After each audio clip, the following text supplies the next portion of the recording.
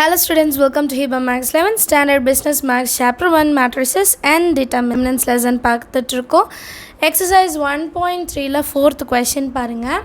The price of 3 commodities A, B and C are XYZ. 3 commodity இருக்கு, அதோட price value XYZ சொல்றாங்க. Respectively, P purchases 4 units of C and sells 3 units of A and 5 units of B. இப்போ P என்ன பண்றாங்கன்னா 4 unit of C வாங்குறாங்க and 3 unit of A விற்கிறாங்க, 5 unit of Bயும் விற்கிறாங்க. இப்போ வாங்குறத நம்ம மைனஸ்ன்னு எடுத்துக்கணும் அண்ட் விற்கிறத செல்ஸை வந்து ப்ளஸ்ன்னு எடுத்துக்கணும். இது மட்டும் மேலே எழுதிக்கோங்க, சரியா? இப்போ இதை வச்சு ஒரு ஈக்குவேஷன் எழுத போகிறோம். சின்ற இடத்துல இசட் வரணும், ஏன்ற இடத்துல எக்ஸ் வரணும், பின்ற இடத்துல ஒய். ஒரு ஈக்குவேஷனை ஃபஸ்ட்டு எழுதிட்டிங்கன்னா உங்களுக்கு ஈஸியாக இருக்கும். -4z + 3y + 5y. அடுத்தது பாருங்கள், Q purchases 3 units of B. purchaseனா மேலே மைனஸ், அப்போ -3y and sellsனா plus 2 units of A and 1 unit of C. இப்போ இதை முதல்ல எழுதிக்கலாம். purchases அப்போ -3 unit of Y plus 2 units of A and 1 unit of C. R purchases 1 unit of A. so purchaseனா minus and sellsனா plus 4 unit of B and 6 unit of C. so அப்போ என்ன எழுதலாம்? -1 unit of A sells 4 unit of B and 6 unit of Z. Understand ஆகுதா? In the process PQR earn 6,000, 5,000 and 13,000 respectively. so first 6,000, அடுத்தது 5,000, அடுத்தது 13,000. by using matrix inversion method. அவங்களே கொடுத்துட்டாங்க என்ன மெத்தடில் சால்வ் பண்ணுன்ட்டு. matrix inversion method தான் யூஸ் பண்ணுமா. find the prices per unit of ABC. So ஏபிசியோட ப்ரைஸஸ்னால் என்ன அர்த்தம்? XYZ என்ன நம்ம கண்டுபிடிக்கணும், சரியா? ஸோ ஃபஸ்ட்டு இந்த ஈக்குவேஷனெல்லாம் நம்ம ரீஅரேஞ்ச் பண்ணி எழுதிடலாம். XYZ அந்த மாதிரி எழுதிக்கலாம். ஃபஸ்ட் ஈக்குவேஷன் எப்படி மாறும்? 3x + 5y - 4z = 6,000. அடுத்தது 2x - 3y + z = 5,000. அடுத்தது -x + 4y + 6z = 13,000. இப்போ கொடுத்துருக்க ஈக்குவேஷனை மேட்ரிக்ஸ் ஃபார்மேட்டில் எழுதணும். எப்படி எழுதுவோம்? எப்போவுமே AX = Bன்ற ஃபார்மேட்டில் எழுதுவோம் இல்லையா? இப்போ A எப்படி எடுத்துப்போம்? எக்ஸுக்கு முன்னாடி இருக்கிறது, அதாவது எக்ஸோட கோஎஃபிஷியன்ட், அடுத்து ஒய்யோட கோஎஃபிஷியன்ட், அடுத்து இசட்டோட கோஎஃபிஷியன்ட், அடுத்து எக்ஸோட கோஎஃபிஷியன்ட், ஒய்யோட கோஎஃபிஷியன்ட், இசட்டோட கோஎஃபிஷியன்ட், அடுத்து எக்ஸோட கோஎஃபிஷியன்ட், ஒய்யோட கோஎஃபிஷியன்ட், இசட்டோட கோஎஃபிஷியன்ட் எல்லாம் கண்டுபிடிச்சிட்ட பிறகு எக்ஸுன்றது அன்னோன், அப்போ X Y Z that is equal to B. பின்றது ரிசல்டன் மேட்ரிக்ஸ். ஈக்குவல் டுக்கு அப்புறம் வருது பார்த்தீங்களா, அதுதான் எழுதணும். 6,000, 5,000, 13,000. இப்போ இந்த ஃபார்மேட்டில் இருக்கா? இப்போ எனக்கு என்ன வேணும்? எக்ஸு தான் கண்டுபிடிக்கணும். எக்ஸு கண்டுபிடிக்கணும்னா பி அங்கே இருக்கட்டும். மல்டிப்ளிகேஷனில் இருக்கிற ஏ அந்த செட் பண்ண என்ன ஆகிடும்? ஏ இன்வர்ஸ் ஆகிடும். கிளியரா? இப்போ நம்ம ஏ இன்வர்ஸ் கண்டுபிடிச்சிட்டு பி மேட்ரிக்ஸோட மல்டிபிள் பண்ணாலே நம்ம ஆன்சர் என்னன்னு தெரிஞ்சிடும். ஸோ ஏ இன்வர்ஸ் கண்டுபிடிக்கலாமா? ஏ இன்வர்ஸ் கண்டுபிடிக்கிறதுக்கு ஃபஸ்ட்டு என்ன பண்ணணும்? மாடுலஸ் ஆஃப் ஏ கண்டுபிடிக்கணும். அது 0வாக இருக்கக்கூடாது. அதுதான் இப்போ சால்வ் பண்ண போகிறோம். ஏ மேட்ரிக்ஸ் மட்டும் எடுத்து எழுதியிருக்கேன். மாடுலஸ் ஆஃப் ஏ என்னன்னு கண்டுபிடிக்கலாம். First plus minus plus. So +3 × 3யோட ரோவையும் காலமையும் விட்டுறணும். இந்த டேர்மை மட்டும் எடுத்துக்கணும் இப்போ. ஸோ ஃபஸ்ட்டு நம்ம ஒரு 2/2 மேட்ரிக்ஸாக எழுதிடலாம், கொஞ்சம் நமக்கு ப்ராக்டிஸ் ஆகிற வரைக்கும்.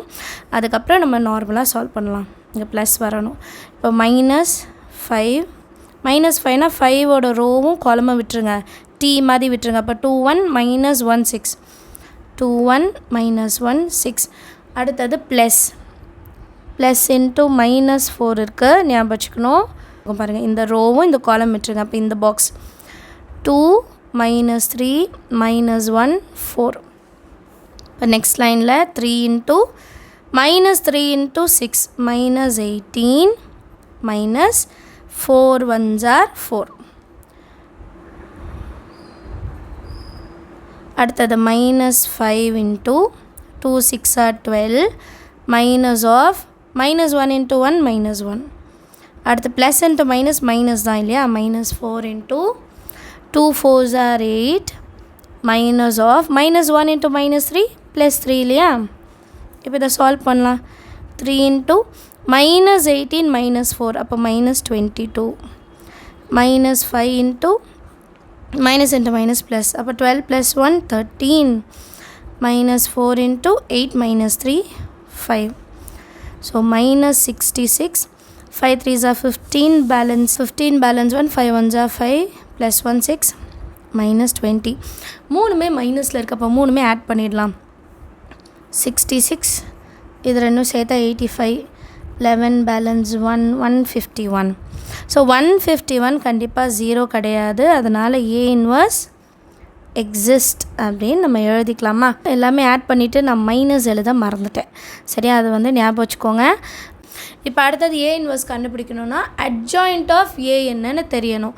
அட்ஜாயிண்ட் ஆஃப் ஏ கண்டுபிடிக்கலாம். ஃபஸ்ட்டு கோஃபேக்டர் கண்டுபிடிச்சிட்டு அப்புறம் அதை ட்ரான்ஸ்போஸ் பண்ணோம். ஃபஸ்ட்டு இடம் எழுத போகிறோம். ஸோ ப்ளஸ் எழுதி இந்த ரோவும் இந்த காலமை விட்டுறணும். கரெக்டாக இந்த ரோவும் இந்த காலமை விட்டுருங்க. பேலன்ஸ் இருக்கிறத மட்டும் நம்ம எழுத போகிறோம். ஃப்ரண்ட்டில் ப்ளஸ்ன்னு எழுதிக்கலாம். minus 3 1 4 6. அடுத்தது minus. Next so first row second காலமை விட்டுறணும். பேலன்ஸ் நமக்கு என்ன இருக்குது பாருங்கள். 2 1 minus 1 6. அடுத்தது ப்ளஸ் லாஸ்ட் டேர்ம். இப்போ ஃபஸ்ட்டு ரோ லாஸ்ட் காலம் விட்டுருங்க. 2 minus 3 minus 1 4. 2 minus 3 minus 1 4. கிளியரா? இப்போ அடுத்த லைன் எழுதணும். ப்ளஸுக்கு அப்புறம் மைனஸ். ஸோ இப்போ என்ன பண்ணணும், செகண்ட் ரோவில் ஃபர்ஸ்ட் காலம் விட்டுறணும். ஓகேவா, செகண்ட் ரோ ஃபர்ஸ்ட் காலம் விட்டுருங்க. 5 minus 4 4 6.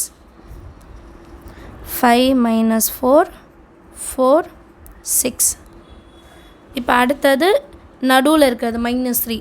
அப்போ ப்ளஸ் மாதிரி விட்டுறணும். செகண்ட் ரோவும் செகண்ட் காலம் விட்டுருங்க. 3 minus 4 minus 1 6. 3 minus 4 minus 1 6. அடுத்தது மைனஸ். ஸோ இந்த லாஸ்ட் டேர்ம் பார்க்கணும். இந்த 1 செகண்ட் ரோவும் லாஸ்ட் காலமை விட்டுருங்க. 3 5 minus 1 4. இது கொஞ்சம் மேலே பார்த்து எழுதுறது கஷ்டமாக இருக்குது, பட் நம்ம எழுதி தான் ஆகணும் இல்லையா. இப்போ லாஸ்ட் ரோ ப்ளஸ் -1 இடம். அப்போது ஃபஸ்ட்டு காலம் லாஸ்ட் ரோ விட்டுருங்க, எல் மாதிரி விட்டுருங்க. 5 minus 4 minus 3 1. 5 minus 4 minus 3 1. அடுத்தது minus. So last row second column 3 minus 4 2 1. 3 minus 4 2 1. அடுத்தது லாஸ்ட் முடிச்சிட்டோம். 6 லாஸ்ட் ரோ லாஸ்ட் காலம் விட்டுருங்க. 3 5 2 minus 3. 3 5 2 minus 3. இது எழுதுறது மட்டும் கவனமாக செஞ்சிட்டிங்கன்னா அதுக்கப்புறம் உங்களுக்கு சம் ஈஸியாக சால்வ் பண்ணிடலாம். இதுக்கு வந்து டிரான்ஸ்போஸ் எடுக்கணும். சரியா, ஸோ இப்போ இதை சால்வ் பண்ணலாம். -3 into 6 minus 18. முன்னாடி ப்ளஸ் இருக்குது. 4 1s are 4 minus 4. அடுத்தது minus. 2 6 are 12 minus 1. So plus 1ன்னு எடுத்துக்கலாம். 2 4s are 8 minus 1 into minus 3 plus 3. அப்போ நான் -3ன்னு எழுதணும். சரியா, ப்ளஸ் வந்தால் மைனஸ், மைனஸ் வந்தால் ப்ளஸ். இங்கே ப்ளஸ் இருக்குது, ஸோ வெளியே மைனஸ் இருக்கும். 5 6 are 30. 4 4s are 16. மைனஸ் இருக்குது, அப்போ ப்ளஸ் 16. அடுத்தது ப்ளஸ் 3 6 are 18. -1 minus 4. அப்போது ப்ளஸ் 4, ஆனால் நான் -4 எழுதுவேன். Minus of 3 4s are 12. -5 வந்து ப்ளஸ் 5ன்னு மாறிடும். அடுத்தது ப்ளஸ் 5 1s are 5 ப்ளஸ் 12, அப்போ -12 ஆகிடும். -3 1s are 3 -8 ப்ளஸ் 8 ஆகிடும். ப்ளஸ் 3 3s are 9 -9 ப்ளஸ் 10 வந்து -10ஆக மாறிடும். இதுக்கு டிரான்ஸ்போஸ் எடுக்கணும். இப்போ இதை சால்வ் பண்ணலாம். 18 -18 -4, அப்போ -22 -13. அடுத்தது 5 46, ஆனால் -46. 4 இது 6. ஓகேவா, 14 17 -17 -7. 8க்கு அப்புறம் 9 10 11 -11 -19 இதோட டிரான்ஸ்போஸ் எடுத்தால் தான் ஏ இன்வர்ஸ் கிடைக்கும். ஸோ இதை டிரான்ஸ்போஸ் எடுத்துடலாம். பக்கத்துலேயே நான் எழுதிட்டேன் பாருங்கள். ஃபர்ஸ்ட் ரோவை ஃபர்ஸ்ட் காலமாக மாற்றிட்டேன், second row second column, third row third காலமாக மாற்றிட்டேன். இது +5. சரியா, இங்கே இடம் இல்லை, நான் சைடில் எழுதிட்டேன். ஸோ adjoint ஆஃப் ஏ என்னன்னு கண்டுபிடிச்சிட்டோம். இதை நம்ம அப்படியே ஏ இன்வர்ஸில் சப்ஸ்டியூட் பண்ணாலே ஏ இன்வர்ஸோட ஃபார்முலா என்ன? A inverse is equal to 1/mod of A into adjoint of A. இப்போ மாடுலஸ் ஆஃப் ஏ வேல்யூ -151. அடுத்து adjoint ஆஃப் ஏ என்னென்னு, adjoint ஆஃப் ஏ மேட்ரிக்ஸ் என்னென்னு பார்த்து எழுதியிருக்கேன். இப்போ இதுதான் ஏ இன்வர்ஸோட வேல்யூ இல்லையா? இப்போ நம்ம என்ன கண்டுபிடிக்கணும்? எக்ஸ் கண்டுபிடிக்கிறதுக்கு B into A inverse. So இப்போ X is equal to A inverse B இருக்கா? ஸோ ஃபஸ்ட்டு ஏ இன்வர்ஸ் எழுதிட்டேன், அதுக்கப்புறம் பி மேட்ரிக்ஸ். இப்போ ஃபர்ஸ்ட் ரோ ஃபர்ஸ்ட் காலம் படி நம்ம சால்வ் பண்ண போகிறோம். 22 × 6 -132, 3 0 எழுதிடலாம். -46 × 5 அப்போ வந்து -23,000 கிடைக்கும். சரியா, நான் ஆல்ரெடி சைடில் சால்வ் பண்ணிட்டேன். அடுத்தது வந்து -7 13. சரியா, அப்போ -91,000. சரி, இது சால்வ் பண்ணும்போது சைடில் வந்து கேல்சி ஏதாவது வச்சுட்டு சால்வ் பண்ணுங்கள், ஏன்னா மிஸ்டேக்ஸ் ஆகிடக்கூடாது, வேறு ஒன்றும் கிடையாது. சரியா, ஸோ அடுத்தது வந்து -13 × 6 -78,000.